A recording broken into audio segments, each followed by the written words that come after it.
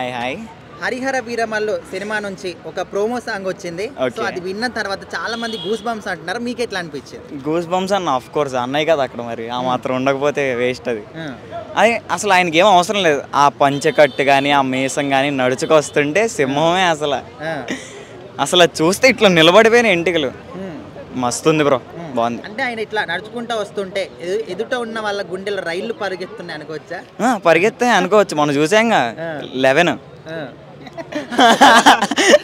ఇంకేం మాట్లాడడానికి లేదా? సరే బ్రో, కొంతమంది నిన్నమొన్నటి వరకు ట్రోల్ చేశారు కదా, పవన్ కళ్యాణ్ కి పొట్ట వచ్చింది, ఇంకా సినిమాలు రాజకీయాలు అవసరమా అని. సో అట్లాంటి వాళ్ళకు ఈ కట్అవుట్స్ ని చూసుకొని ఏం చెప్తారు బ్రో? ఒకటే చెప్తా, మీరు డైపర్లు వేసుకునే వయసులో ఆయన బాడీ చూసారు ఎలా ఉందో. ఇప్పుడైతే ఏదో రాజకీయాల మీద పడి బాడీని చూసుకోవట్లేదు, కానీ మీరు డైపర్లు వేసుకునే వయసులో ఆయన బాడీ చూసారు ఎట్లుందో.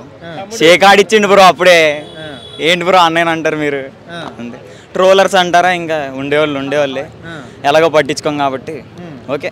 సో మరి ఇక్కడ ఈ సాంగ్ లో మంగ్లీ వాయిస్ గానీ అనసూయ కూడా ఉంది. ఓకే, అది అన్ఎక్స్పెక్టెడ్ ట్విస్ట్. అసలు అనసూయ ఎక్కడి నుంచి వచ్చిందో తెలీదు.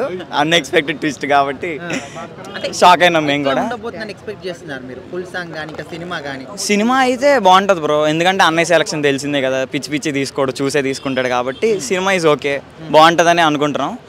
సాంగ్స్ అంటారా, మొన్న మాట వినాలి సాంగ్ అయితే అసలు లూప్లో ఇంటనే ఉన్నాం కూర్చొని నేను మా ఫ్రెండ్స్ అయితే. చాలా బాగుంది సాంగ్.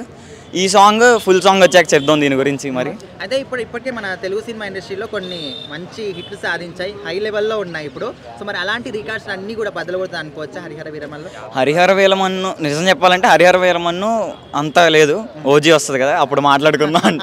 ఓజీ అంటారా? ఓజీ అంతే. అప్పుడు తమన్ అన్నాడు కదా మీసం పెంచుకుంటున్నా ఓజీ కోసం అని, అంతే ఓజీ అంతే, ఇంకేం చెప్ప. ఓకే.